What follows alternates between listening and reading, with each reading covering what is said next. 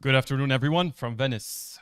We are at Palazzo Mora, the European Culture Center, within this year's ECC Venice Architecture Biennial exhibition titled Time Space Existence, where TU Delft, the Faculty of Architecture and Urban Planning, and Faculty of Architecture and the Built Environment has been a part of the ECC exhibitions for the past many years. And as you can see behind me, there's this beautifully curated exhibition highlighting some of the projects about Africa. And today, we are hosting the BK Talks, and in particular, the BK Talk titled BK Africa, highlighting focusing on the projects from Africa and the urbanization and rapid transformation of the African continent. We are very much looking forward to the conversation today. And without any further ado, I will give the floor to Javier, the curator and the moderator of this session. Thank you. Thank you very much, Hadi, and thank you very much to everyone for making this possible. So I would like to start by the technical team who has been working very hard to make this possible, and of course, our panelists here, Dick, Rahel, Magda, and Alessandro. They will properly introduce themselves in a few minutes. As Hadi said, my name is Javier, and I am the curator of public programs at the Faculty of Architecture and the Built Environment in TU Delft in the Netherlands, which is an initiative led by Dick van Hammeren, our dean, who is also here.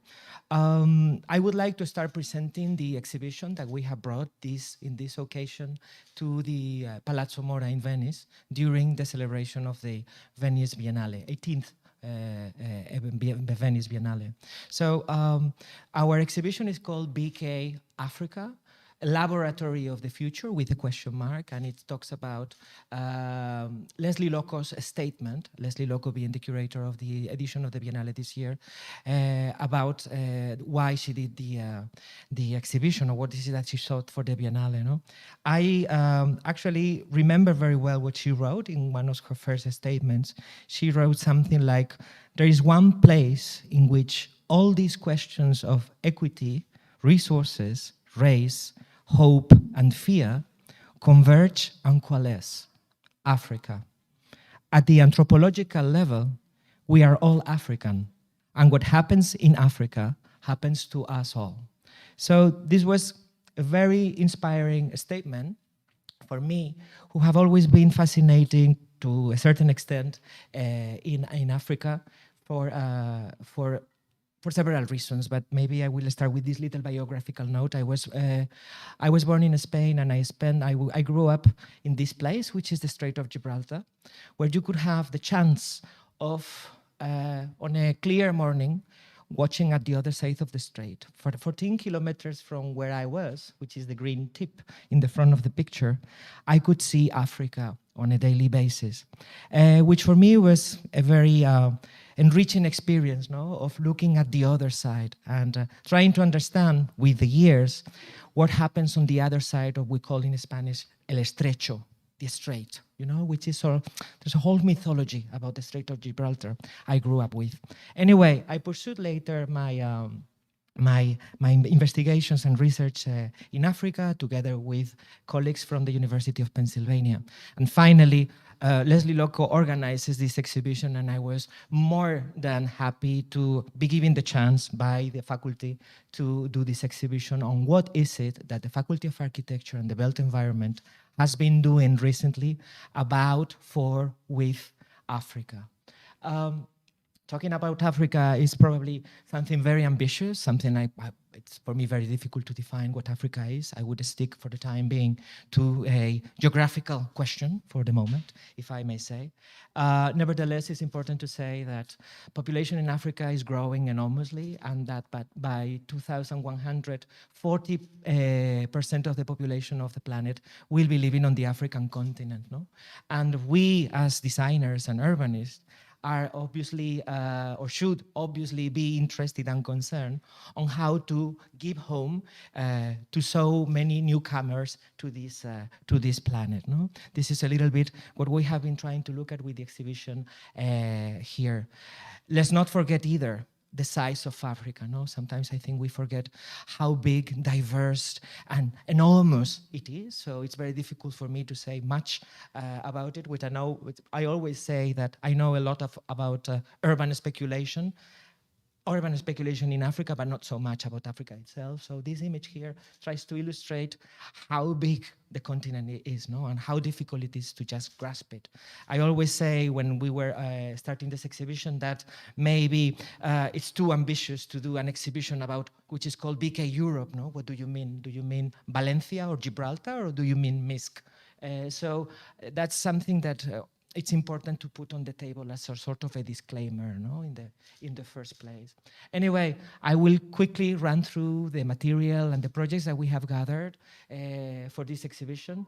Most of them are also part of, or are published in a small publication that we could also do, for which I want to thank the whole team in Delft that is not here today. They have been enormously helping and hardworking. So we do include many projects in different contexts and locations on the continent, done by researchers, by students, by postdocs, by PhD researchers, etc., etc. No, and we started classifying the work in trying to look at Africa throughout new eyes and changing the maps of Africa, trying to work with cartography, be it the cartography of the continent before the Europeans took it over, be it throughout what are the tourist landmarks that define it, or be it through the routes that the Himba tribes use whenever they are moving throughout the Namibia in order to look for water, no, which forces them to move to the capital city in Windhoek, no, trying to look at Morocco from the point of view of the seaside, which is something that many Moroccan cities don't do. They are actually away or don't look at so much at the seasides. We also try to include new narratives, no, how do you explain things that probably were never the common narrative until very recently, no? Once post-colonial thinking has started being sort of common, at least in the West, Europe, or the Americas, no? Well, we talk about landscapes of extraction, how to reconciliate painful past in South Africa, with work like this, which is actually part of this exhibition and is at Palazzo Mora right now, or try to remember the spaces occupied by those who had to work during apartheid in the houses of the white rich South Africans. No? Also, how to look at the architectural legacies, how to look at modernism, for instance, here in Eritrea, about being a former Italian colony, you know, and those architectures, what to do with them, and what is the role of institutions like UNESCO that try to protect it. No? But are we still needing to protect those buildings in the same way we do protect places like Venice? This is what one of the questions that this investigation actually looked at, no? Or what do we do with other modern legacies, Docomomo having their headquarters right now at TU Delft, no? So African scholars were actually trying to revise this modern heritage, and which is more or less maybe nowadays revised or contested, no? This is also very interesting research, which is the work of a student trying to look at the Africanness of Black Panther, a movie by Marvel, who was released a couple of years ago, and which is one of the first movies that depicts African futures, no? Which is actually really interesting to me, how Africa, or the future of Africa, of African urbanization, is looked at through the eyes of Hollywood, no? At the end of the day. We found a collection of these projects that try to restore rural communities. It was funny because all these images belong to the same competition submission, and I think that what was for me more interesting than anything is what one of our students reflected upon, no? What she thinks that all these competitions in rural areas in Africa are actually about, no? And she was extremely critical, and she sort of wrote a manifesto about those competitions and the way students in places like Delft work with it, no? there's operations of forensic renewal. Dick and Rahel will explain us more about this work. They are sitting right in front of the models of the work they did together, no? And how to actually intervene in the city and provide with affordable housing at affordable prices, of course, trying to regenerate and work with the existing tissue of the city of Addis Ababa. But I will, of course, give them the word so that they can explain more in detail what they did, no? But anyway, this kind of projects try to look at in a forensic way to the realities of the places like Addis, like we are seeing here, or places like Accra. This is a work done by the Berlage Institute at our faculty as well, no? And finally, change in scale. What we wanted to show is the work of a PhD student who looked at massive housing and how is it built right now on the African continent, no? For whom is it that we are building these immense amounts of housing, collective housing, that in many cases don't have much to do with the realities and the context of the places where they are being built, no? As you can see, these places could actually be here, be there, or anywhere, no? And this is what this work is talking about.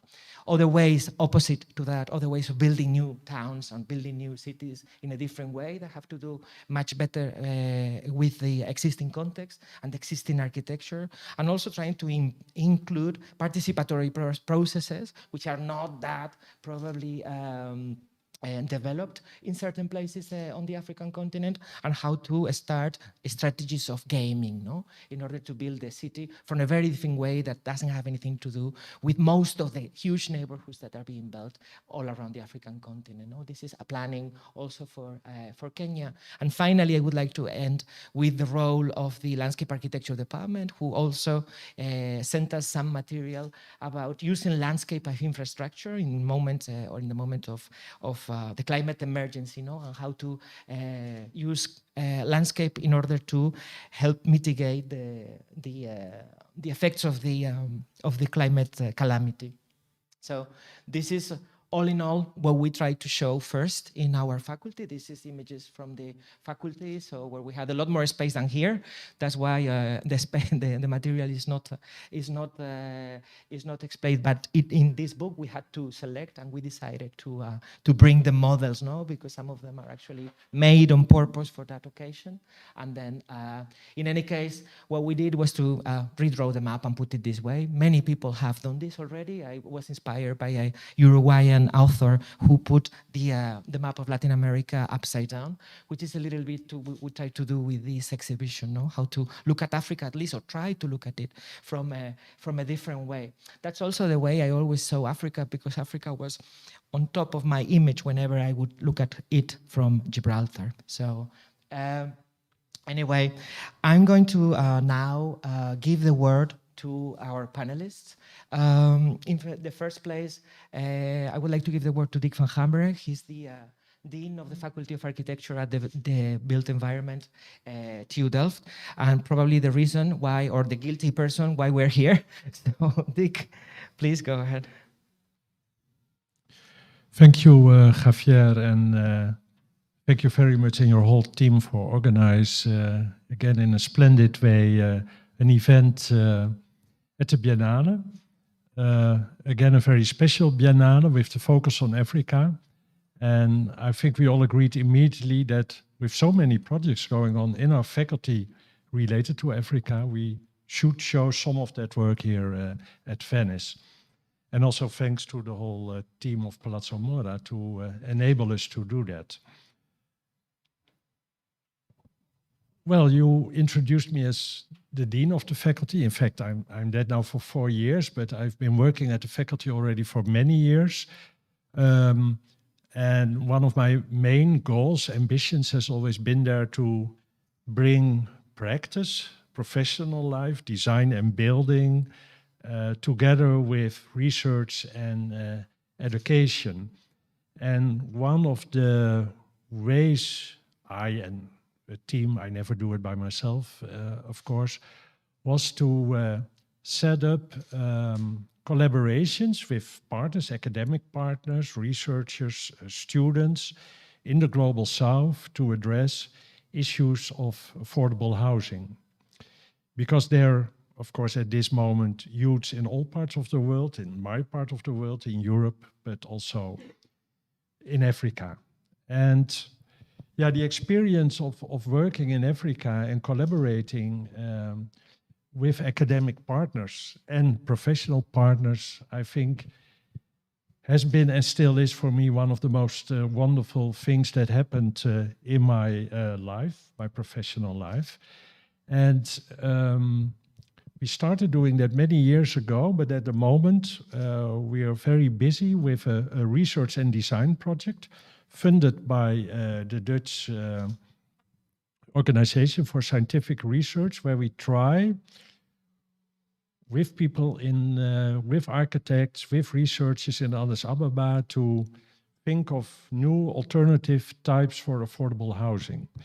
And I think, and I want to show that briefly, that Addis Ababa, of course, one of the largest cities in Africa, the capital of Ethiopia, is really, I think, an example of what's happening in Africa. Now, I lost the images. I hope the audience didn't lose them. It's a black screen here. I can continue talking. What you, I hope, still see at home are two aerial images of Addis Ababa, one taken in 1999 and one very recently, where you see the explosive growth of the urban tissue of the city. But I should not maybe say tissue or structure, because what is really happening with that growth is, I think, that the city is falling apart in fragments. And that is an issue that we see, that we try to understand, that we try to research better how the, let's say, existing city before the whole, let's say, regeneration, rebuilding of the city 20 years ago started, how that organically grown city actually worked and how it helped the people there to find a good way of life as much as possible. And we see that changing. We see separation happening, polarization within the society. And we think also that has a lot to do with with the built environment there. And on the previous image that was probably visible, can I go back one? No,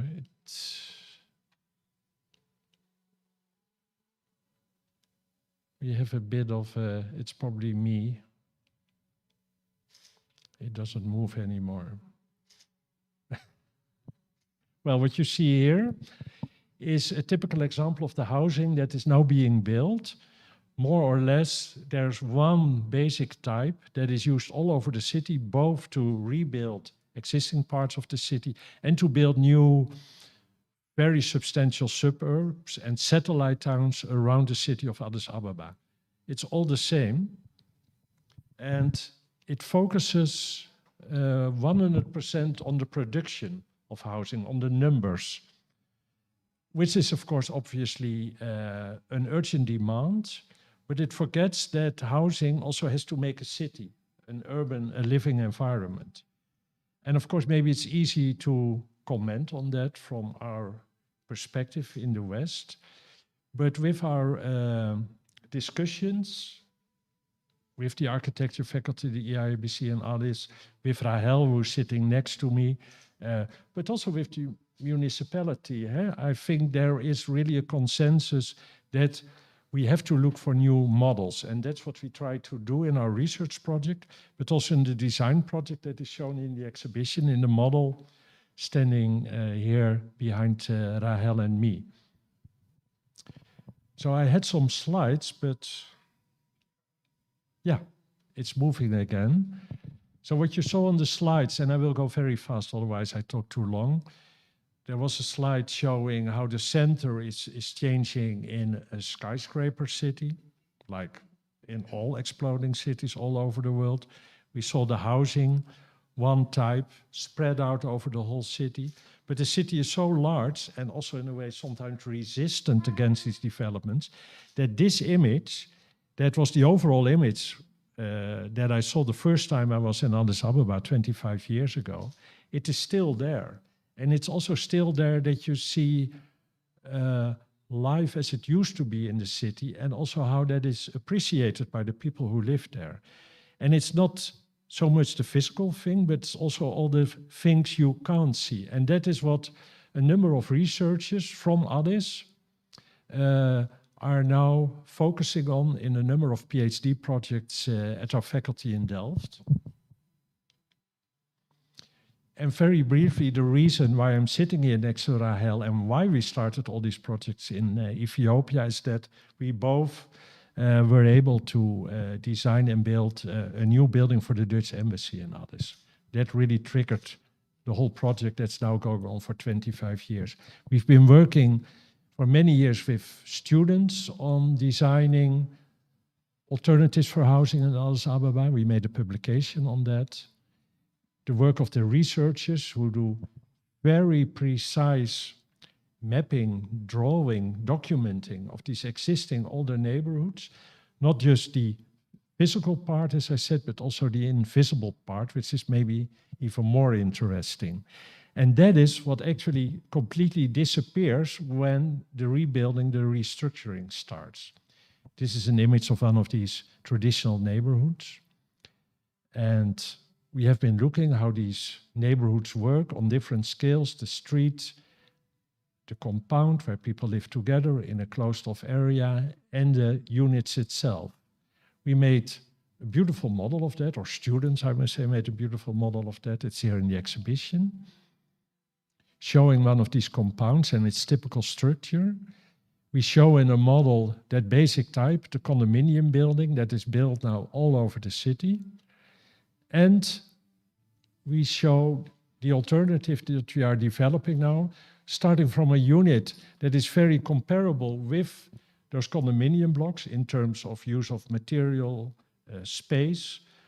So to show that it is really realistic to design alternatives for what is being built now. There's no time to go into the design, so I go quickly through it, but the idea is to develop a duplex unit that can be used in many different ways, that can also be sublet partly in an easy way, that can accommodate shops and workplaces on different levels. That also goes back to what we call the Addis Ababa vernacular of more solid stone buildings with lightweight verandas surrounding it. And we made some images, and the next step is to start working with a community in the city and actually to develop this with the people in a participatory process and show a new alternative for housing, that incredible needed and urgent thing in all cities in Africa. Thank you. I just want to ask you something very quick before we give the word to Rahel. Do we need to teach students differently when it comes to teaching in this context? Yeah, first of all, they need a lot of time to really understand the context and the expectations of the people for whom they are designing, and often they continue after their studies really being motivated to actually really also realize their ideas. But it takes time, and it takes a lot of energy to understand, to step out of your own perspective and to try to look through the lens of the people you're working for. But I think that's a very important learning process. Okay. Rahel. Rahel is principal at RAS Architects in Ethiopia, and I hope that your slides are ready. I just want to say thank you, Javier, and to you, Delft and Dick, especially with Dick, as he mentioned, we've had a long years of collaboration. So it was very interesting to work with the students and with him and partners. So, but yeah, I think I was asked to present my work. And I just want to maybe again take you back a little bit, because this is the context of how I practiced in Addis Ababa in Ethiopia for the last 30 years. I was a student at the now EIABC, but previously it was the School of Architecture. This is the first left side that you see, is Addis Ababa, 1990, when I graduated, 1991. And before that, these three pictures are taken from the same vantage point on the hills of the Menelek's Palace, as we call it. And so you see on the first slide that you're actually, Addis is surrounded by mountains. You can see the mountains in the back. And in the front, you see the housing typologies and the suffers that Dick alluded to. And then we didn't have skyscrapers there. Then we had some modernist buildings.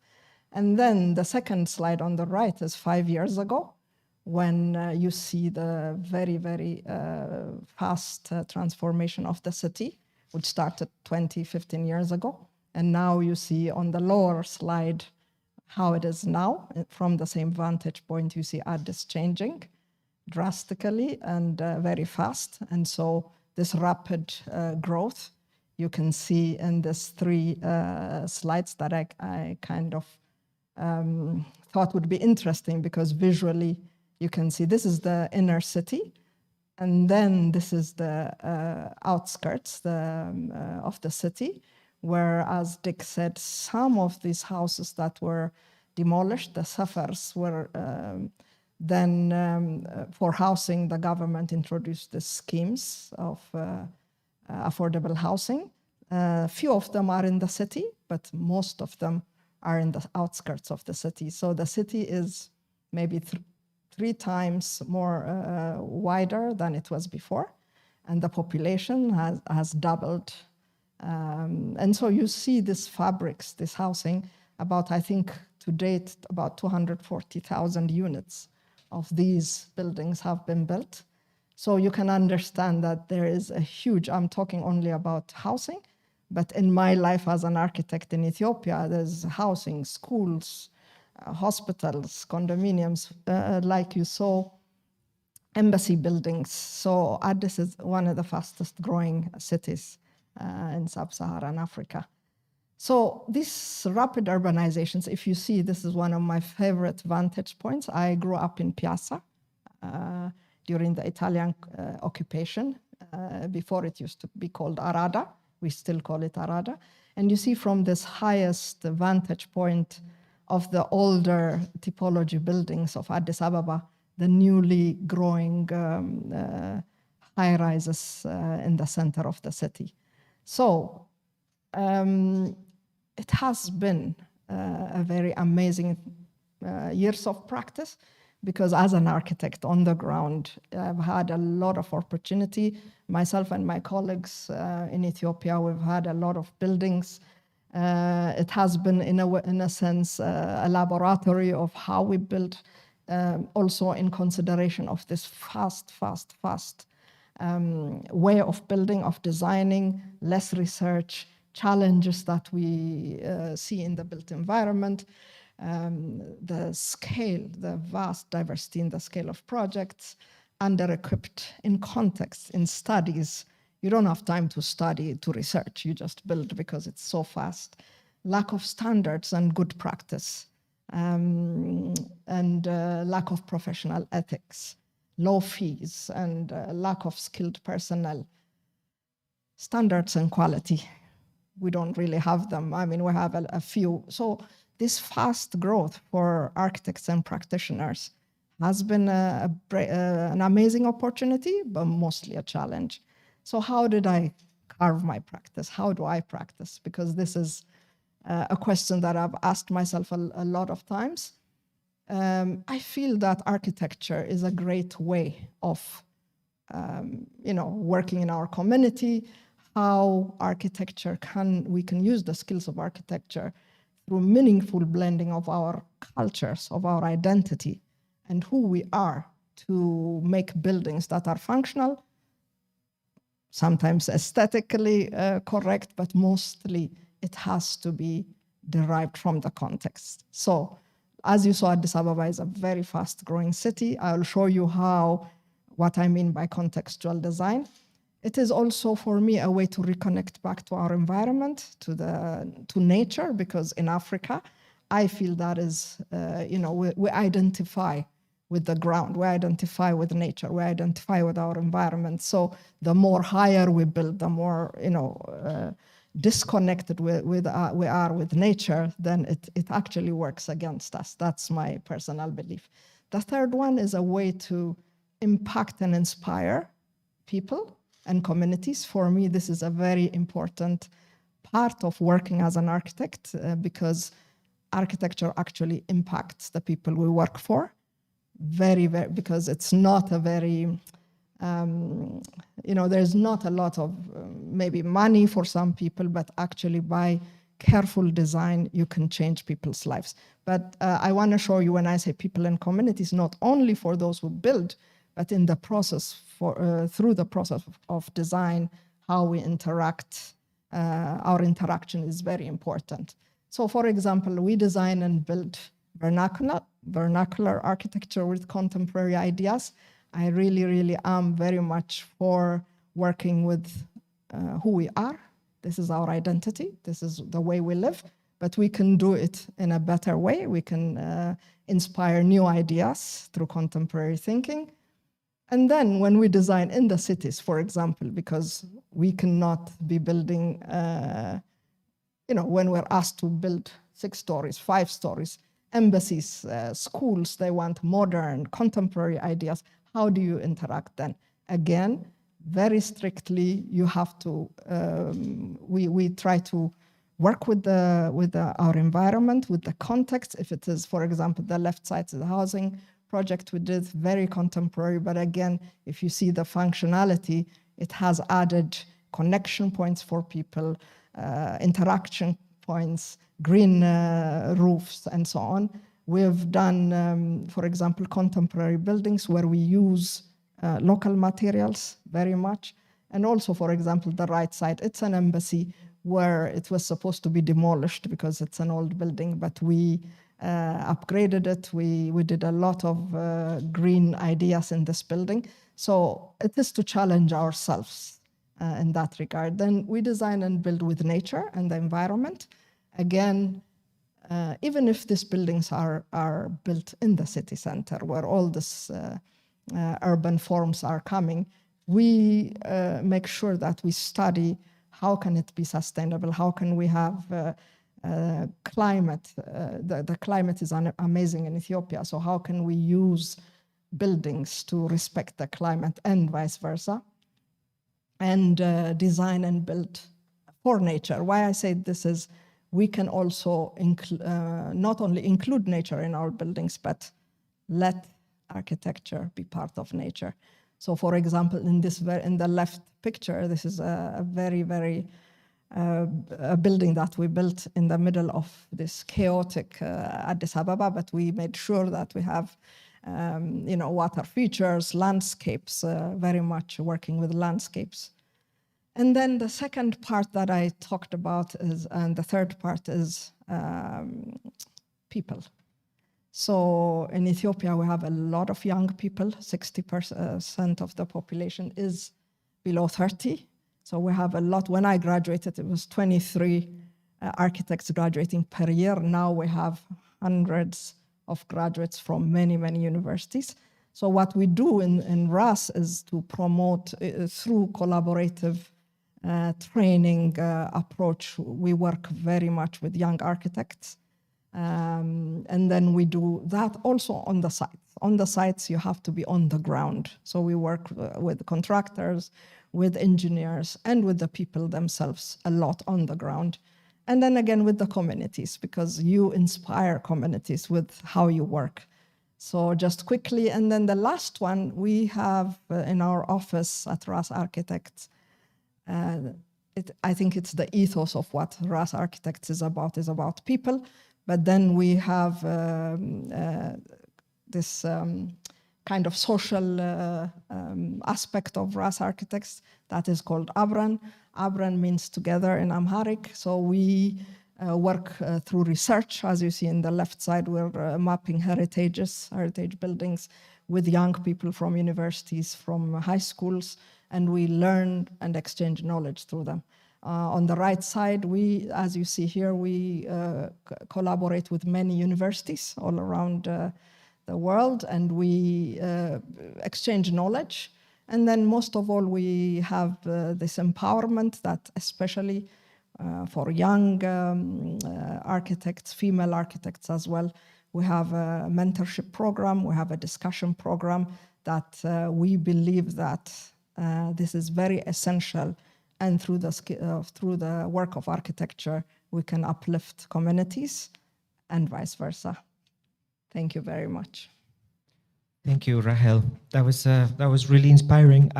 One of the things that I wrote down, I don't know how many times you said rapid, fast growth. That was, even though you were speaking slowly, I felt the speed in a way. And I just wonder, because we can talk about it later during the discussion, no? But you as a citizen of Addis who has seen Addis grow at such a pace, how do you relate to the Addis of today? Do you still belong to it? Or do you feel you belong? What is your experience of a city that was not at all like that in the first images that you were taking? How does it feel? We're especially in a city like Venice that didn't change in several hundred years. Absolutely. Yes, I mean, I think sometimes I'm proud of the changes that are made. I mean, not everything was good. I mean, the housing situations were bad. I mean, there was a lot of unutilized spaces, etc. Sometimes I feel overwhelmed because if you don't go to a neighborhood in 2 months, then you see new things. Maybe you're lost even driving. So I think before 30 years, I mean, you actually know the city as if it was on your hand. I mean, Venice didn't change, as we said. So if I come back in 10 years, maybe it's the same. Addis will grow. It's growing, it's expanding, it's growing high, it's growing wide. How do I relate with it? With anxiety, obviously, because I kind of don't want to feel separated from my identity in a way. But also I understand that growth has to happen. So it's, has to happen. So I think why I'm saying rapid is because myself, having worked for many years straight on the ground, I kind of feel I myself, my practice made very few, like acupuncture, you feel you kind of look at the buildings you did and I'm like, what did I do? I didn't do anything. You know, you kind of feel that when you see the huge growth. But like I said, population is growing. There are many architects from Ethiopia, from around the world coming and working there. So it's bound to happen. Addis will grow. It has grown. But I hope that we'll have more livable city and that we do not veer far from our identity and the way we're comfortable, in the way we live. Thanks. Thank you. Magda Mostafa, she's professor at the American University of Cairo, just arrived from there. So the floor is yours. Please introduce yourself and your work to us. Thank you, Javier. So I'm also, like Rahel, very pleased and happy to be here. I met Javier a few years ago in Chicago, and we came together around our joint interest in working with cities, and we reconnected around a little book that I had published with some colleagues that I will go through today. So I am, as Javier kindly introduced, a professor of design at the American University in Cairo. I'm also a practicing architect who looks at the sensory environment of cities and how we can work with the sensory environment of cities to make them more accessible to broader identities of people that need to engage with them. And I also think that coming from Cairo, and Rahel and I were just talking earlier about the focus of conversations that's happening across our continent, that I think events like this are so important, and I'm so grateful for this invitation, because not only to have this north-south conversation, but also to have a south-south conversation around what's happening in our very important and large and ever-changing part of the world. So I'll begin with a moment in time that I think was very transformational, both for my city, but in our part of the world as well, the Arab part of the African continent, and just personally for myself, around 2011, an Arab Spring and the uprising that happened in our city.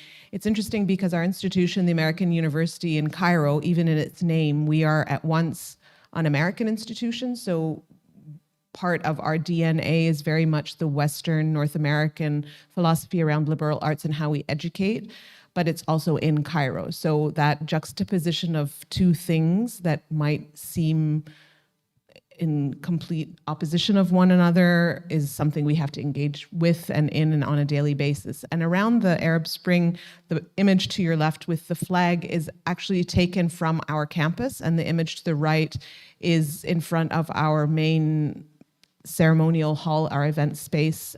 So our campus in Tahrir Square, which was the home of where the uprising began. The word Tahrir in Arabic means liberation, which is no accident that that is what the square is called. We had a front row seat to what was happening. Every shot that you saw on any footage in any newscast had the American University in its background because we are flanking the square where this all unfolded. And I think we had the opportunity to play an important role in documentation and understanding, particularly in the case of our area of expertise, what role the city played in leading up to and engaging with, and afterwards, what our role is as educators thinking about urbanism. And I often quote to my students this piece that talks about the famous quote of architecture being frozen music, which Hubert Klumpner from Urban Think Tank adds to it, that actually architecture and urbanism are frozen politics. And I think this is such a powerful way of framing how our cities are constructed and reconstructed, because they are very much actions of political will. And I've added a little extension to these words in that I see informality also as a frozen audit of what a community needs, and a frozen result of the struggles and then the negotiations that happen within these urban spaces. And it's something that informed the work that I did post-2011. So in 2012, myself, and I have to say here that this work was not, of course, like Dick said, it's never one person's work alone. So Learning from Cairo was a collaboration with a very exciting and interesting group in Cairo called Cluster Cairo, Beth Stryker and Omar Nageti. And I came together to curate this conversation. It was, from its outset, set to be what we hoped would be a change and a shift in how conversations typically happened around our continent, which were primarily and largely framed around this north-south knowledge exchange. We wanted to really look at the continent and our city as a resource of lessons to be learned to be, and to flip that structure of north-south to be both south-south and also maybe perhaps south-north. So what lessons can we take from understanding our city, particularly in this moment in time, 12 months after the uprising? The 2012 event happened in April, which was barely we were figuring out what role the city played and could play in the future. So the conversation in Learning from Cairo was structured around this definition by David Sims of the physical map of our city with a central urban historical core, satellite cities where this expanding growth that Rahel was talking about typically happens, and then the informal belt that surrounds them. And this third condition of the informal belt very quickly became the conversation, the topic of the lessons that were emerging from our conversations across this act of producing Learning from Cairo. So just a few of those lessons that came out of the Learning from Cairo conversation. The first was that the city was becoming a canvas. The city itself was a backdrop and was a blank page that individuals were engaging in and with to have these conversations about space and about needs and about what was happening in that moment. it also framed, and this image here is from the work of Beth and Omar through Cluster Cairo, the city as a series of negotiations. So even within this typical downtown neoclassical city block where Beth and Omar's office is, negotiating ownership and territory and agency over the very small interstitial spaces between where the building meets the street and where the street meets the entryway and where the roofscape meets the vertical circulation core and so on and so forth was a series of negotiations that were very nuanced and very interesting to unpack and understand, and it helped us learn more about how the city and its forms were and how the informality was weaving into the city. Also, this notion of informality, and it's interesting, the Arabic word that is used for informality is ashwaiyat, which directly translated means chaoses. And the negative connotation of that, I think, is very destructive, because throughout the work that we were doing in the mapping that, again, led by Beth and Omar and then carried on by researchers in our institute, was that informality actually was very ordered. And it does have an inherent system to it. And those negotiations are very agile, and they happen very quickly, and they happen very immediately. And it is quite a robust system of how these, in this case, informal trade is negotiated on the sidewalk. And within those systems of informality, the communities are choreographing their own acts, their own behaviors in these spaces. Again, the streets have become this open landscape for these negotiations to happen. So here you have an image from another book called Archiving the City in Flux that has a group of individuals praying. It just so happens that this street faces the Ibla direction, which is not necessarily always the case. But in this case, the outdoor street prayer after Friday prayers in juxtaposition again with this fruit market is an interesting example of how choreography of these informalities have become the actual system of how the city operates. So post that learning from Cairo experience, 2014 to 2018, I had the privilege of working with one of our students who went on to, we worked together at the University of Waterloo to produce her master's thesis. Her name is Nada Nefa, and she produced a set of languages that she calls the informal pattern language through a series of participatory workshops of mapping with children, with different experts on site in one of Cairo's biggest informal settlements. And her objective was to try and document the patterns that were happening in this informal system, again, as a way to reinforce the fact that there is an order, that it wasn't chaotic, that there was actually system happening in these in-between interstitial spaces. And she produced some very interesting work about roofscapes, about managing the agricultural land of this informal settlement, particularly like many of them that surround the fertile land of Cairo were built on agricultural land. So what is the system of negotiating who builds where, what, the ownership, and so on and so forth. She called that philosophy the sandwich city, which is very interesting. And here she's looking at roofscapes, again, this idea of mapping the social spaces of these pigeon towers that are so often seen on the roofscape of Cairo as like this invisible parallel urban life that is removed from the ground line, but is very vibrant and very connected and very interesting. And she's currently working to expand that pattern language and to continue to map the different patterns that are happening in our city as a form of a lexicon or an encyclopedia of solutions, spatial solutions that people are creating for themselves.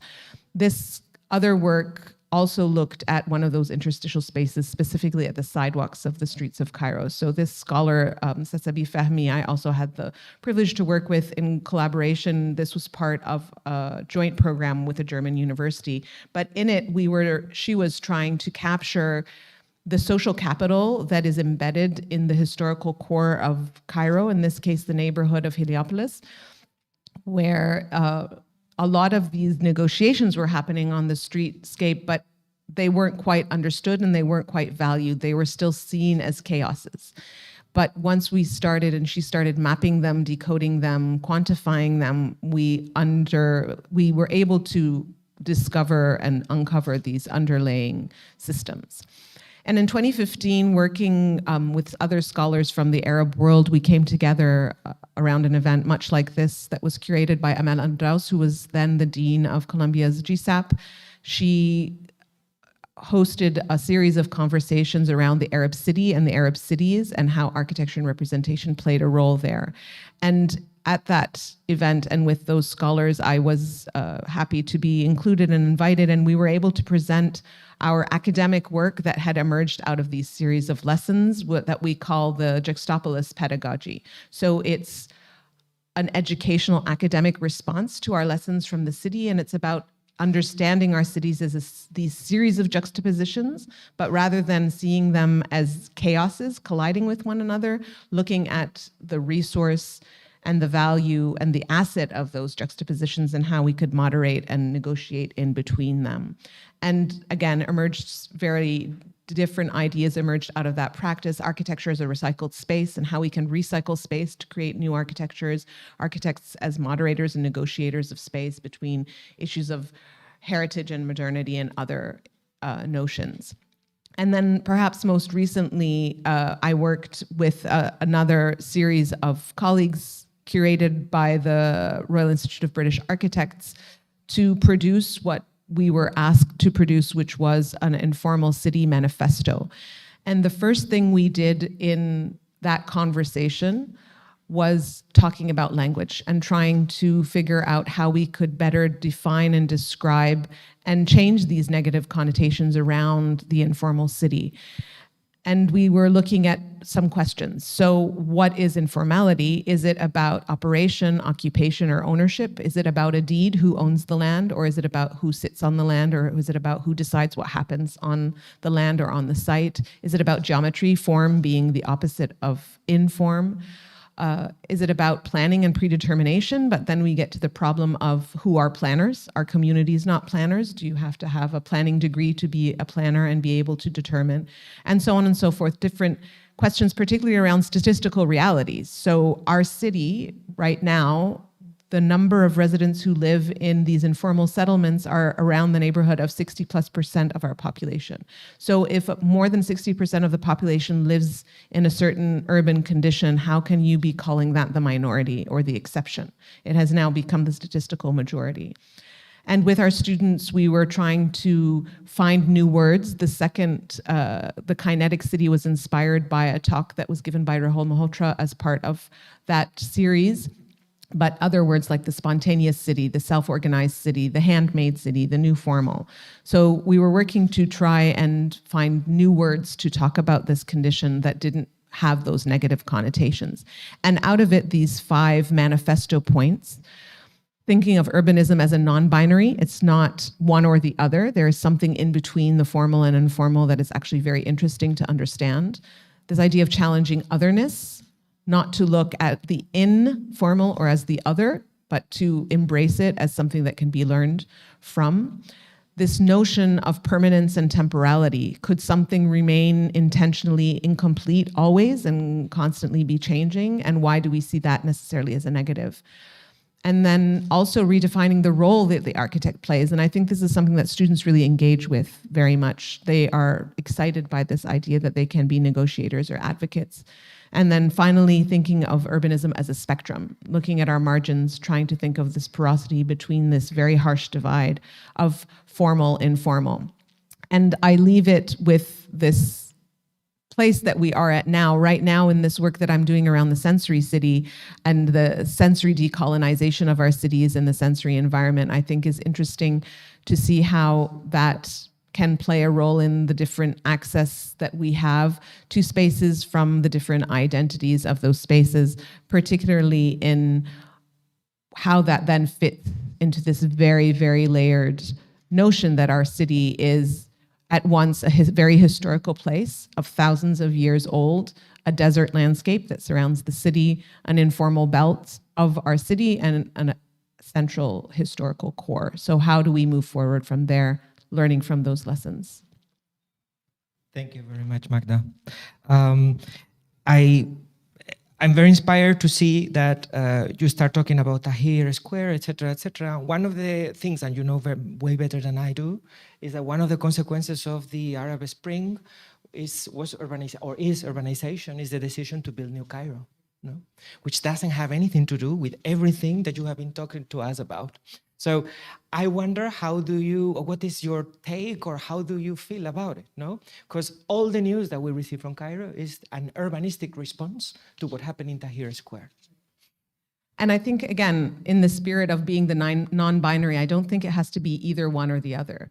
I think, as Rahel was saying, that growth can exist in different forms. I think as an academic, primarily in this part, and as someone who has a very small role maybe in producing the minds and the architects that will have a role in that new condition of whatever our city is going to be in 20, 30, 50 years, I think we have this responsibility to continue to engage and take apart that narrative, and to try and find ways to negotiate these conversations. So I'm not a fan of closing any door on any dialogue. We were talking about this earlier. I think the conversation has to continue. I think documenting these values, quantifying them, and also presenting them to decision makers, policy makers, in a way that speaks their language, because in the end, these are economical decisions. We can't, as academics, work in the abstract of the capitalist systems that we are part of and have to be part of, whether or not philosophically we agree or disagree. So our role is, how can you negotiate into that conversation and demonstrate that these approaches that we are learning from can be profitable, can be effective, can be impactful, can engage in a way that can be new. It's not only about preserving what already exists. It's about learning from what already exists, seeing the value in the systems that already exist, and then how do you engage moving forward and find some common middle ground from there. Okay, thanks. We'll go on. Alessandro, thanks very much for being here today. Alessandro is professor at the Politecnico di Milano, as well as a practitioner. So please let us know a little bit about you, yourself, and your work. Thank you, Javier. Thank you so much. I have to say, I met Javier in a very special occasion when we decided together to bring the exhibition on African speculation that he co-curated at Politecnico di Milano for the Italian edition. And since then, we had the occasion to exchange a little bit about our African interests. Of course, it's like 15 years that I'm working as in research and teaching activities somehow related with the African continent. And of course, I didn't do everything by myself, as it was already said by my co-panelists. The whole things that I will show were produced every time through international initiatives led or co-led by Politecnico di Milano, together with some international institutions, and especially every time with some local institutions, wherever in Africa. So what I decided to do for this panel, when Javier asked me to contribute, was to look back to the experiences that I was involved in and trying to select a specific point of view to share with the panel, and especially concentrated on what is the unbuilt and not the built city, which is something that is often completely or almost neglected. When I had the chance to work, I have to say I especially worked on Eastern and Southeastern Africa. So this is the point of view of the project that you will see.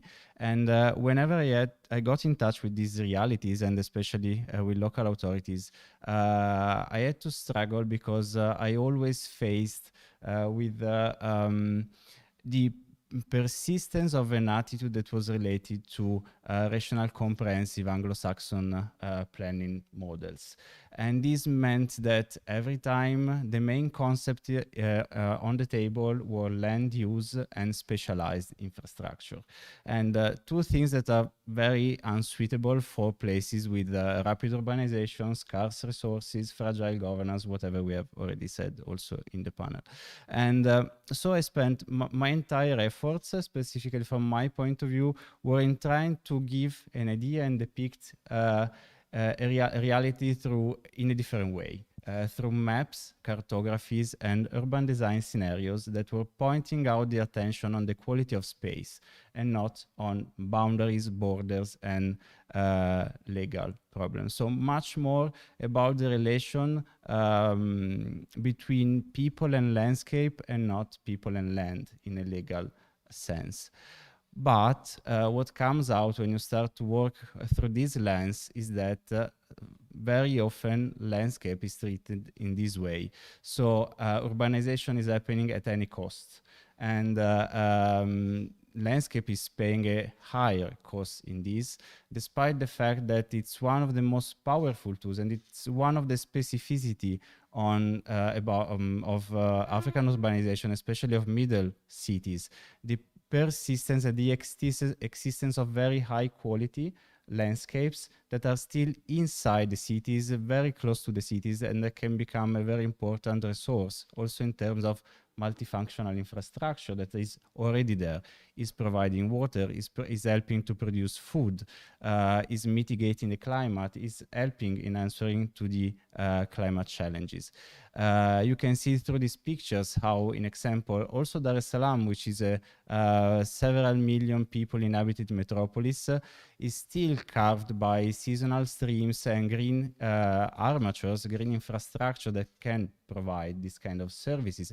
But at the same time, climate change is affecting the city in this way. So in a way in which, if we don't take care, if the communities and the administrations are not taking care of landscape, the effects also, not just on the quality of life of people, but in relation to the existence, the real life of people can be really bad.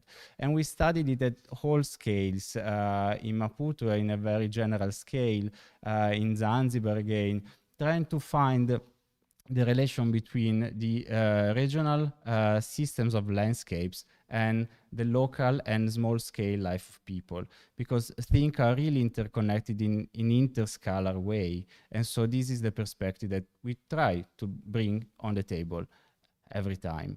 And this kind of cartographies were very helpful also in dealing with people, with public administrators, with the mayors, with all the stakeholders involved in these processes, in the sense that we tried to visualize things that were not so easily visualized in the existing planning tools, and also providing and trying to propose ideas of public space in terms of design that really tried to propose something that was an alternative vision in terms of breaking the boundaries. And this was, of course, done also with the community and with the stakeholders that I was mentioning, but every time with the difficulty to get out of the cage of that rational comprehensive approach that says that a park is a park only if it is gazetted and listed as a park, that a public space is a public space just if it is listed as a public space, and that a sewage and a water infrastructure can be overlapped with some kind of greenery, because greenery is about beautification, so it stays in another chapter of the administration of the city. So our aim was every time to sensitize about how to overlap meanings and how to work together, seeing landscape as something that keeps together cultural and social values, economic values, and of course, ecological values.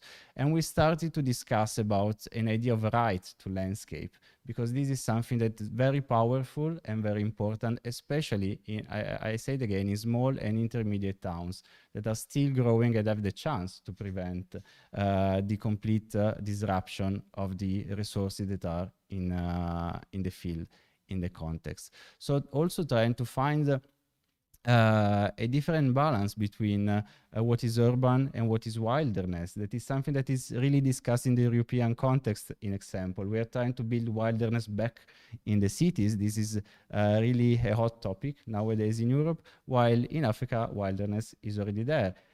Is also a problem. It's not so easy to cope and discuss what does it mean relating urban and wilderness. Sometimes the elephant in the room was not just metaphorical, but was also physical. In Uganda, an example where we had hippos and elephants coming very close to the housing. And I want to close with one specific project that it's the one I'm involved in this very moment. It's a project by Politecnico di Milano together with the National University of Somalia and it's a project funded by the Italian International Agency for Cooperation. And it's about the campus, the main campus in Mogadishu of the Somali National University. And it's a project that the Italian government donated in the 70s. The first layout was by Ludovico Quaroni, but afterwards the design was changed and the campus suffered a lot of damages through the civil war. Nowadays, the government has decided to open it up again, and we are supporting in a very large international initiatives through giving some guidelines for the redesign of the campus. I have to mention that the main coordinator for Politecnico di Milano is Professor Niccolò Aste, and the co-coordinator for the master plan is Professor Laura Montedoro. It's important to mention them because the group is wide, but at least the main supervisor there. And as you can see in Mogadishu, it's happening something similar to several other cities. So urbanization is happening very fast, and sprawl is completely consuming the land, also the fertile land in the outskirts of the city. And the campus is surviving at this sort of ecological island. So the quality of the landscape is not very good, but it exists. It's still there. And so this is why we decided to imagine the campus as a park. So to give guidelines to transform, of course, to strengthen the existing pattern of the Quaroni master plan for the memory of it, also very important for the Somali institution. And at the same time, working by giving a new idea of landscape that can help to improve the quality of life of students, but at the same time coping with climate change and being more specific in the way in which an academic institution can exist in this kind of context. And we imagine that, I skipped one. Okay, yeah. And we imagine that this policy, one student, one tree, so relating the idea of the growth of the academic institution together with the growth of the park. And why we also propose this idea of the park, because in a very poetic way, it's like growing back the nation, growing back the academic system of the Somali University. And it takes time, it takes care. This is what landscape is about. It's not ready-made like a building. We know that it's a long process, and it's a similar process, and it's the reason why also dealing with this idea of Africa as a laboratory for the future at large, we have to start to act and envision landscape design in cities at every scale now, because it's sometimes and very often less expensive than building. It requires time, and it can be a real challenge to work on if we think about inventing and working in this laboratory perspective. Thanks, Alessandro. The image of Mogadishu is shocking. It's beautiful and shocking at the same time. Yeah, yeah. The full picture is really shocking. Yeah. Especially because we are used to think about those contexts as very, very far away from us. We see, oh, there's the war, nothing is happening down there. Instead, the city is doubling in few years, and the middle class is rising, and things are happening anyway. So it's a very complex scenario. It's a very complex context, but design can still say something.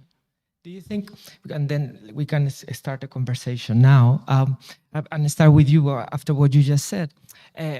You mentioned that we have spoken about rapid urbanization. We all know that, and it's happening. And I said in the beginning, in 2100, 40% of the world's population will be living in the African continent, probably in urbanized or suburbanized areas. I always say that. I think it's not urbanization, but suburbanization, maybe the most important topic. But something that you said is that as well as, or as much as in Europe, we are trying to bring this nature back to the city.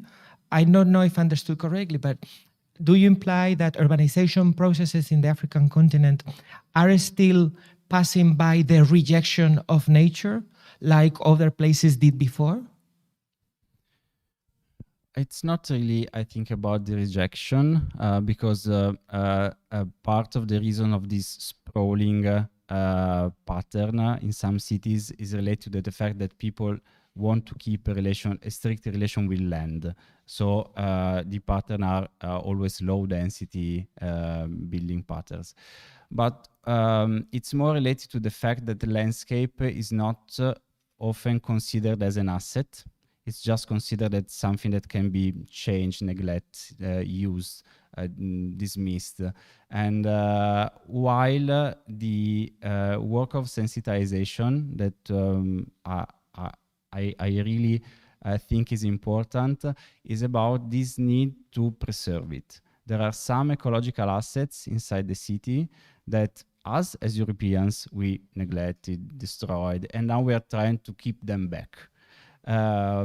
Whilst in these cases, it could be very important that we work on the value that they can have right now. And it's not just a matter of, I said again, beautification or preservation for the sake of landscape. It's that they can provide ecosystemic services that are very important, and with a low cost of protection of those landscapes or use of those landscapes or design of those landscapes, we can save much more resources that would be spent in putting a river underground or building specific specialized infrastructure, while some ecological systems provide multiple ecological services without any cost. We just have done to destroy them. And also architecture can deal, as she was saying, can find new ways to interact with nature. Whilst we've seen several examples of architecture that just don't care at all about what happens out of the ground floors, in the space in between buildings, and in the relation with the actual existing landscapes. Rahel, you have been talking a little bit about nature. A little bit. Is that the case? That I'm kind of fascinated by the idea that we might be coming late, that we are late because of the climate emergency, etc., etc. And if a continent like the African continent is going to urbanize, I think you said it has to grow. I'm wondering if certain ecological considerations are being forgotten. Are we going to make the same mistakes until we have to remediate them or correct them? Do you think landscape, nature, etc., is coming late? I'm just wondering from what we saw from Alessandro's presentation. So just to say that the buildings, the infrastructure is important while the city is growing and while people are the population is growing, there is a need. For example, housing is a need, schools, hospitals. So infrastructure is a need that you have. You have. It's a very burning need because people need shelter, people need spaces to live, etc., etc. So, but for example, in the case of Addis Ababa, in the case of Ethiopia, yes, urbanization, sprawl, fast growth is taking over. But people from the inhabitants, like Magda was saying here, are trying to work around this infrastructure to build communities. For example, in this condominium houses that was built 240,000 units, like I said, people are recovering these open spaces and using them for example, little gardens, playgrounds, etc., etc. You can see it at the home level. And it's very encouraging for me, for example, that people are taking this responsibility and not waiting for municipalities or governments. At the same time now, today, if we're talking about Addis, there is a big project happening around using rivers for beautifying and also using it as a climate issue. Again, it's very good. We like it every year. In June, there's even there's a big issue around planting many trees and so on. But again, there's this idea of what does it mean that if you're taking land away to build from people who are living in those areas. So there's this good and not good part of reusing land. So in cities, yes, it's coming up again. Sometimes we're demolishing buildings to build infrastructures, green infrastructures. And sometimes people are already remaking them and reusing this lost little spaces to reimagine green areas. So I think it's both. But I have to say that this huge infrastructural need takes over from the green built environment. And that is why I said architects, urban planners, urban designers, it's very important for us to communicate to our clients, to communicate to governments, to communicate to everyone the need of how to use it. And usually it's not only, to be honest, on the ground.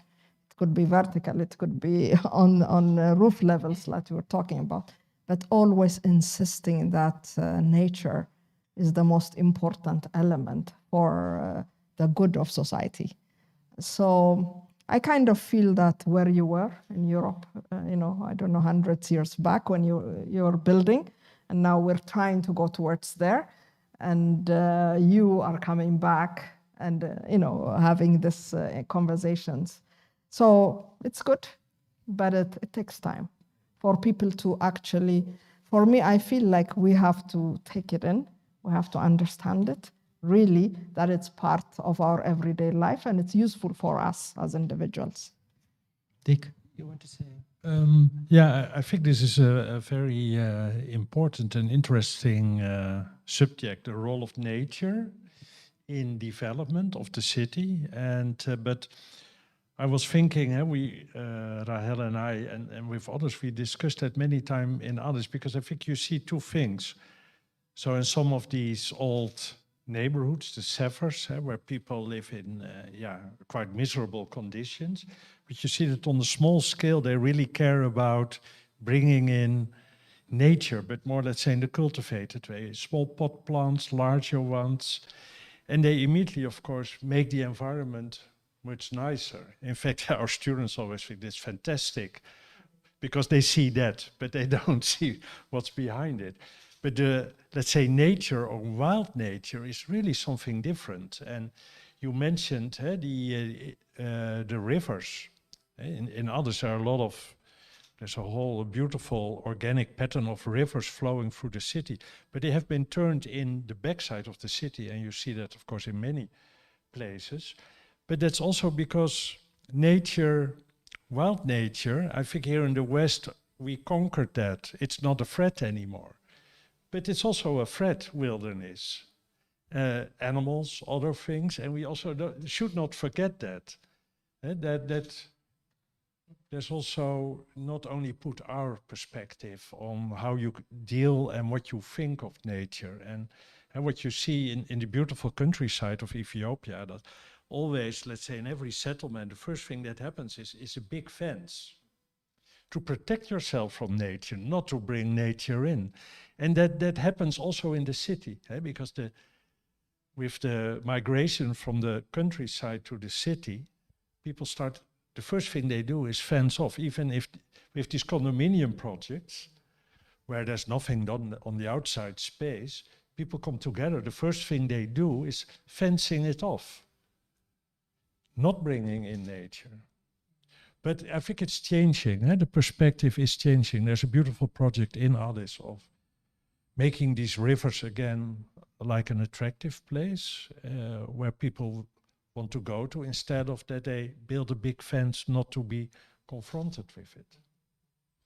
Now you wanted to... I just wanted to say, Rahel mentioned another thing that you engage in your work is also the vernacular. And I think embedded in the vernaculars of Africa is a lot of these values of historical relationships with nature, with natural materials, with natural landscapes, with the non-human citizens of our settlements. And I think there are values in that vernacular to learn from, because these are buildings that have existed for hundreds of years in certain spaces and are incredibly resilient and robust and sustainable.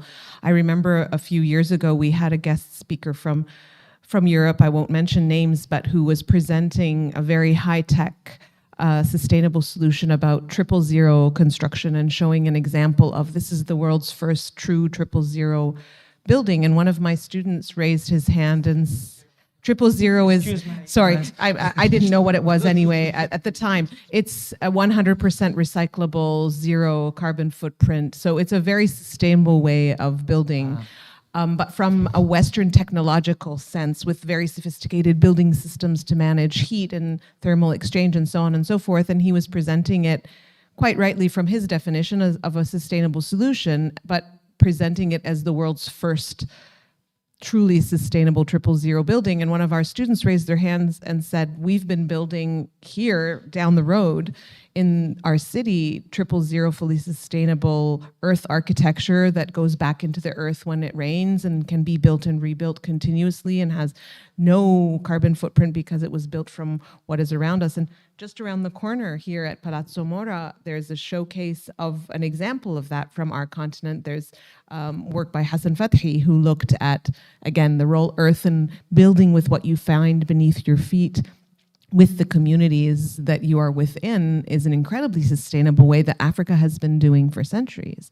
So I think it's unfortunate that we look at those pieces of our heritage a lot of times from a colonial Western lens as something that is not modern or that isn't contemporary or that isn't a solution, when there actually can be a lot of interesting solutions there. So I was happy to see how Rahel is also engaging with the vernacularity of her place in her work. So that would be a way to start a conversation on what you mentioned, no? Moving from the south to north, then south-south, and finally, north to south, south-south, and then south to north, no? That would be maybe one of the first additions.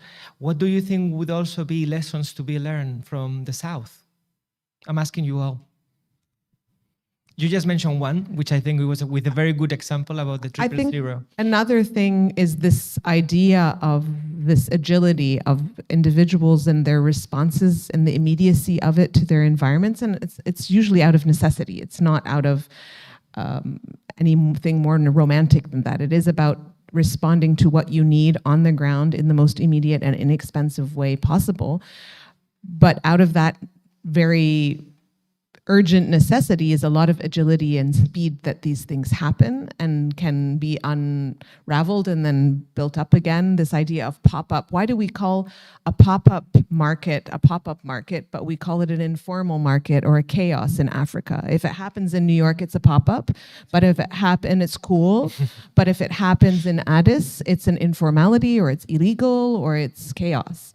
So I think how we frame these conversations is so important that we ourselves, Rahel and I were also talking about our role as African scholars or practitioners, how we talk about the values that are embedded in those kinds of lessons so that it can be a true south-north and north-south and south-south conversation.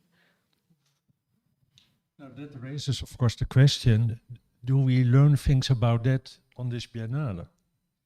That was going to be my next question, as you know. And I would like to ask you all to let us know openly, what is your impression of an event like the Biennale of Venice, which attracts lots of people from mostly the north and the west? What is it at first sight? What are your reflections on the content that has been proposed this year?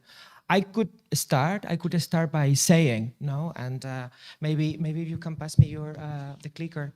I would just, I spent a couple of days here, first installing this exhibition, but then finally at the opening, and then I walked around and I tried to read Leslie Locke's text. She writes beautifully, by the way, you know.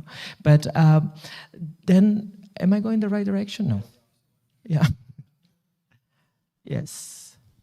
Yeah. I was walking this Biennale, and I have been working in Africa for a while, and not looking at everything that you know of, etc. No, the first thing I have to say today that I'm very happy that we have seen design for 1.5 hours. That we have seen architecture talking about topics and issues, and they may be of all kinds, but we have seen design solutions to actual problems, which is something that I did miss, and I must confess that here, that I did miss when walking for hours or a couple of days throughout the Biennale. And I would also say something is that the Biennale, as much as it brings Africa, I think still, and this is a very personal opinion, it still brings the conversation to a sort of very north and western side, which is post-colonial thinking, which is we can blame the Europeans for this, we can blame Europeans for that, and we have been guilty of many things that have been done, but there's not a single, or at least I don't remember, a single mention to neo-colonialism. And then this is where I was really shocked. As I said, mentioned point one, the lack of design. Second, the lack of real talk about existing current post-colonialism, no neo-colonialism. So that's why I was very happy when I saw Oliver Wainwright's let's say, article, report, no, about what he saw or what he thinks about this current Biennale, no? For a Biennale focused on Africa, it seems oddly blinkered not to shed any critical light on the gargantuan projects being built by other countries across the continent, most notably China, no? So I think that's, for me, this is my, but I would like to now give you the word because I could talk about it too long, and I'm here the moderator. I don't know if you have any more opinions. No, well, I agree, obviously, with your remarks, but yeah, my experience was I had 1.5 days so it was really running through all the things that are there.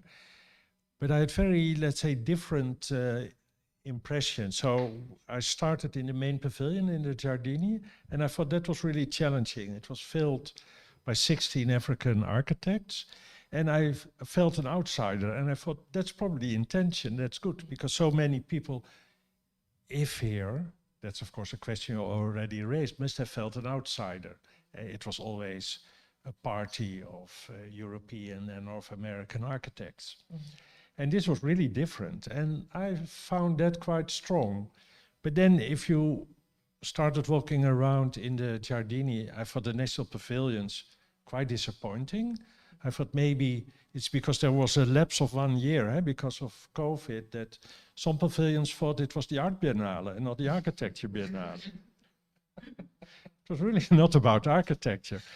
And some were completely lost in this time lapse, so they left their pavilion empty. And of course then they had a narrative why, but well, I don't know. I thought in the end the Arsenale maybe probably the strongest part, but yeah, it also made me a bit sad, but maybe that's because I'm getting older, because I thought, I think architecture, but that relates to your comment, was so much represented as a discipline of research, of a kind of critical observation, activism, but not of design, of that you could see examples that in the end, I think architecture is about design, that design can help also maybe to address these huge issues that were being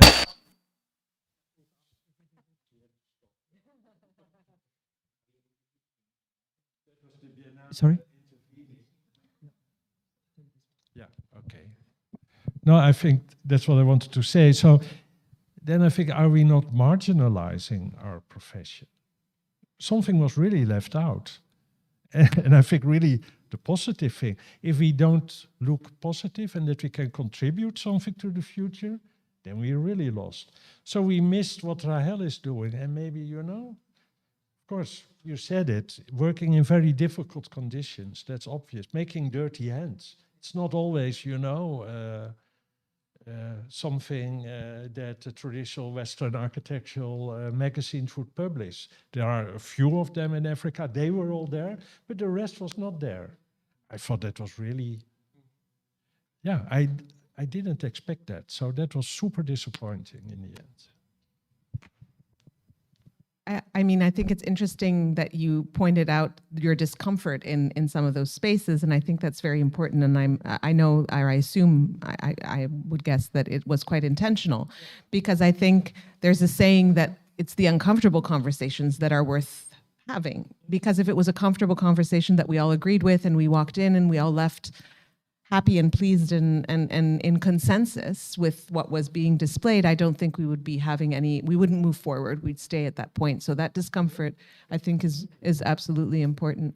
And I have been reading, like all of us, the different discourse around the lack of concrete design, or the design in the traditional sense. But what I felt as someone who lives and operates and practices and identifies as part of the continent of Africa, I think it was important for me to see that Africa was being presented, and the work that's happening in Africa, not as a subject or an object, but as authorship. So that the fact that there was a platform at this level and at this scale and at this point of credibility to insert African voices of agency over their own spaces and authorship over their own works at this scale, I would imagine there haven't been this many African architects showcased in any European exhibition collectively over the past century.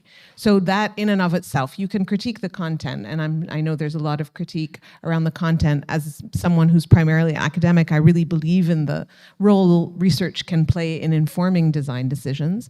But I think another point that you made of this idea of this Western lens and measuring architectural production through a Western lens, and the challenges that Rahel mentioned and faces in her own work, to get something conceived of, designed, built, constructed out there in the world in the African context is a very different trajectory and narrative than it is in the European world, whether it's over time or whether it's over scale or how you navigate that. It's just a very different process. And as a result, it looks different.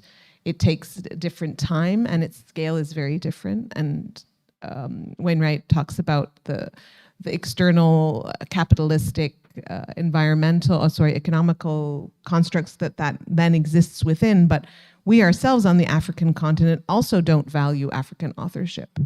So the fact that an African architect can practice even in Africa by itself is a challenge, let alone actually getting the work from concept and idea to client to construction is more of a challenge as well.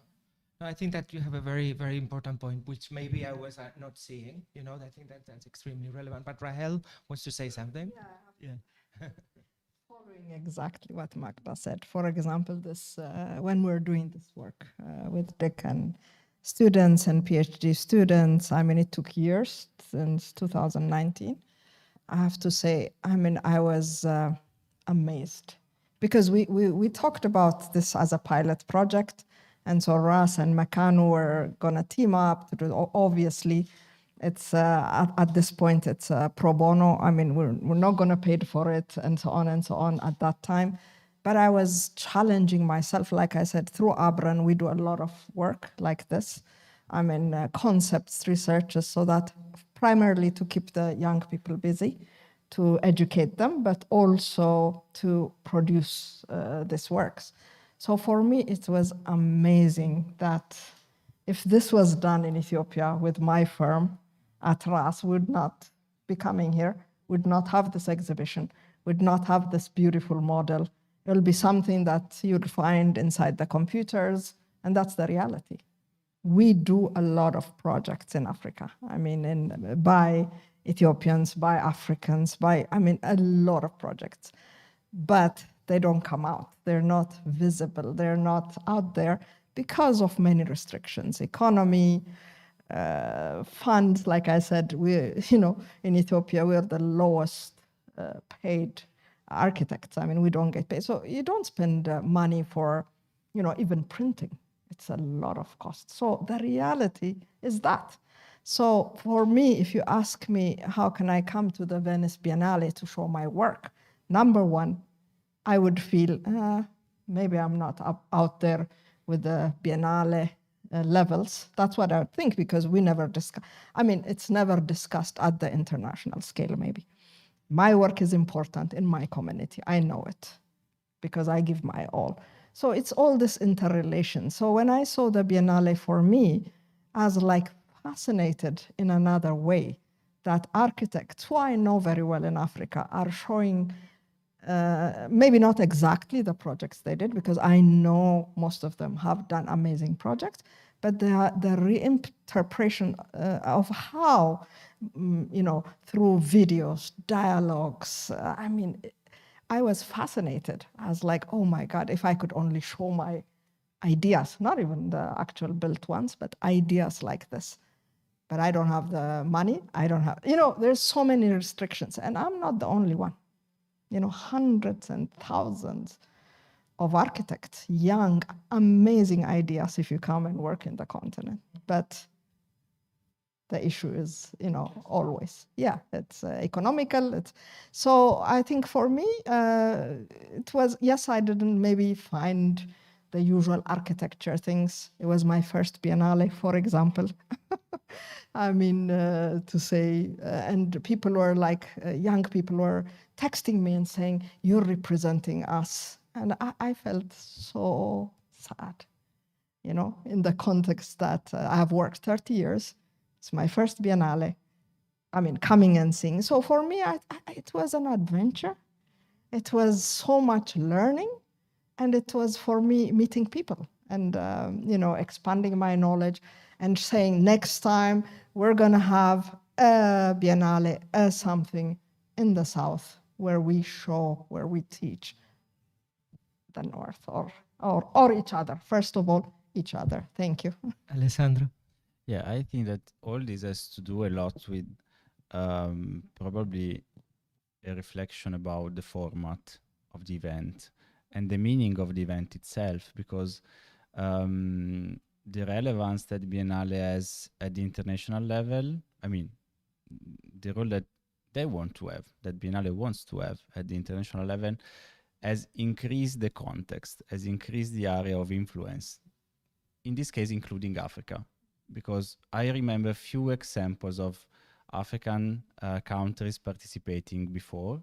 I remember Mozambique maybe 4 or 6 years ago with a very interesting exhibition about modernist architecture in the country.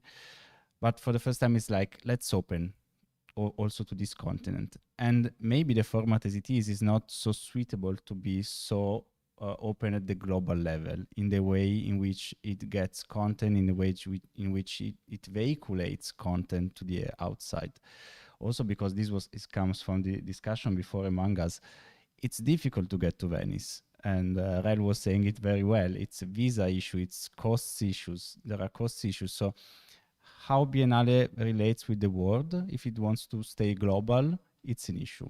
Otherwise, it can also stay European or Western or Northern, I don't know which kind of settlement. And because in this specific case, what I expected a lot, and it's just partially answered, is that I'm very focused, especially when I teach to my students in Italy, in explaining them how Africa is different from their preconceptions.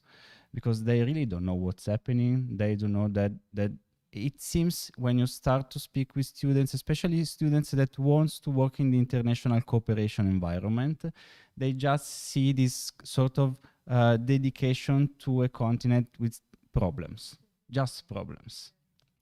And while I spend a lot of time explaining them about the values, the qualities, the inventiveness, the design that's there, the culture, etc., that's also spread through music, movies, whatever. And it's really a surprise for the most of them. And this effort of sensitization and make people in the North aware of what's happening in the South, I think could have been the most important contributor of this Biennale. While it's still a little bit close to the specialists and not so pop. Maybe it could have been more pop. Okay. Oh, I'm very sorry, but we need to start leaving.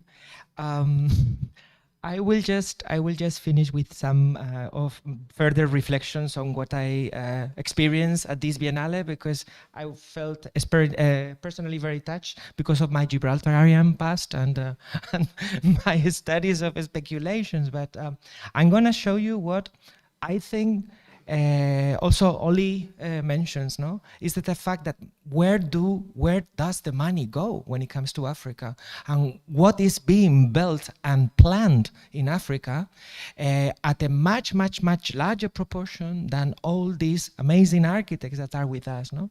I'm going to show you a 3-minute video, so please bear with me, which is a really good example of what is being planned all over the African continent, of which we do not speak about in the Venice Biennale.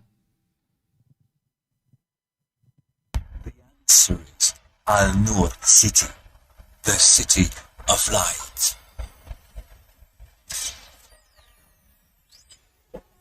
A city built by man for the future of mankind. Al-Nur City is the result of 20 years of reflection and research, a city at the edge of modernity. The project of the City of Light brings together all the latest technological breakthroughs and the most recent discoveries in social sciences. Al-Nur City is an urban concept that respects nature's and man's laws, as well as favoring society's economic, social, and cultural development. Al-Nur City is the only project of the 21st century that is environmentally friendly in order to preserve man, his life, his development, and his well-being.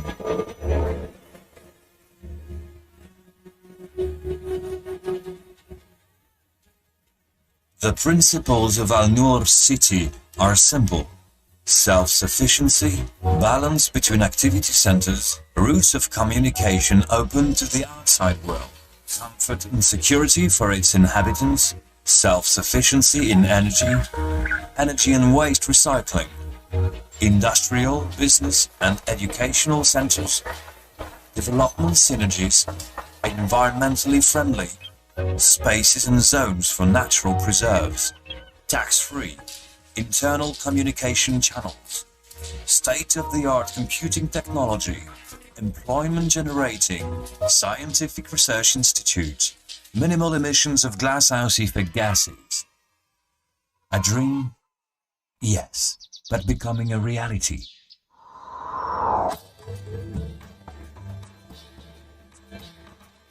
Soon, 2 Al-Nur cities will be born at strategic points on the stage of the New World economy. One on the Horn of Africa, the other on the southern tip of Middle East. Together, these 2 cities of light will connect 2 continents, responding to the ambitions of tomorrow's humanity, Africa and Eurasia. How? By linking the 2 cities of light with a bridge over the Red Sea. This bridge over the Red Sea is the rail and road junction of 2 continents that are to play leading parts on tomorrow's world stage. Imagine containers filled with merchandise exchanged between Dakar and Beijing, from city center to city center and without any sailing involved. Imagine the development and the employment created on these sides and in cities. What other project today can carry such a challenge, if it is not to shut down the borders between the south and the north and preventing a human world on a march from walking? Al-Nur City is a project for visionary investors, an innovative investment opportunity.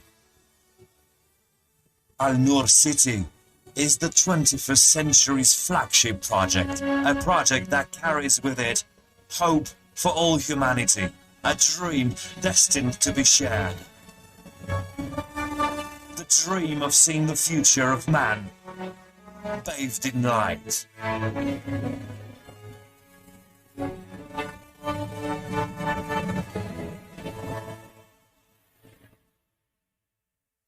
I think that this nightmare that we just saw must let us think, no, a little bit about. I've been thinking a lot about post-colonial thinking and the way Africa is portrayed in this Biennale, etc., etc. And I've been really missing colonial aspects that are happening right now, no? And why not this complete divide between what is being planned versus the reality of the context is not, or has not been addressed, and not to talk about the landscapes of pure destruction and extraction of our crust that have nothing to do with the realities of many of the people living in Africa. No? I will leave anyway with this positive note. I think we are living with I think this is a really interesting project. Speaking of nature, we have spoken today here about nature, the vernacular, landscape, and the non-human. And I think this project actually does summarize some of that. No? And with all its, let's say, flaws, etc., no, it's a Pan-African project. Speaking of other ideas of uniting territories, no, and this is this project which consists in planting enough vegetation in order to stop the Sahara Desert from keep going to the south. I think it's still arguable, and sometimes it doesn't work, etc., etc. But still, I think the principle should be maybe more the driver. Things like this should be more the driver for the future of the African continent than that nightmare of Al Nur City that we just saw, of which I have actually studied and counted hundreds of projects like that being going on. So on that note, I would like to thank you very much for participating, being here today, and see you very soon. Thank you very much, and also not only the team here, but also the team in Delft, who has worked very, very hard to do this. Thank you.